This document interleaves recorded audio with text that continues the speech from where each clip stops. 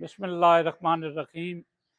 मेरे बाबा जी रहमतुल्लाह अलैह हज़रत शेर शाह कलंदर की ज़ात मुक़द्दस से प्यार करने वाले दोस्तों को मैं यहाँ से कोई ना कोई आपको चीज़ बताता रहता हूँ।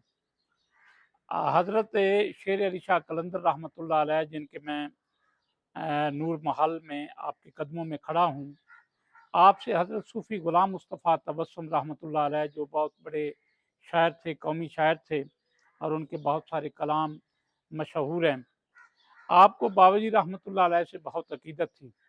उस ज़माने में जो प्रोग्राम होते थे उसकी आप सदारत भी फरमाते थे, मुशायरों की। तो आपने अकीदत के तौर पे फ़ारसी में आपको जो ख़राज तहसीन पेश किया हज़रत सूफ़ी ग़ुलाम मुस्तफ़ा तबस्सुम रहमतुल्लाह अलैह ने, वो फरमाते हैं कि बहद रहलत ज़ाहिद आली मुकाम, बहद रहलत ज़ाहिद आली मुकाम, कर्द अंदर आलमे बाला क़याम, कर्द अंदर आलमे बाला क़याम, फ़िक्र करदम अज़ पए साले वफ़ात, फ़िक्र करदम अज़ पए साले वफ़ात, गुफ्त हातफ़ ज़ाहिदे ज़ी एहतराम, गुफ्त हातफ़ ज़ाहिदे ज़ी एहतराम। इसको उर्दू में ट्रांसलेट कर देता हूँ।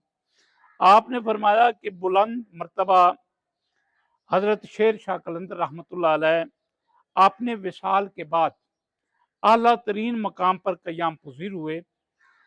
जब मैंने उनके साले वफ़ात के बारे में सोचा तो हातिफ गैब से निदा आई कि वही तो ज़ाहिद आली मकाम है, वही तो ज़ाहिद एहतराम है।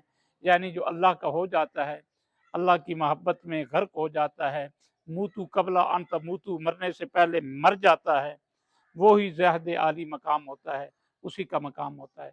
उम्मीद है बात छोटी सी है, बड़ों की बात थी जो इस छोटे शख्स ने आपकी खिदमत में पेश की, आपको पसंद आएगी।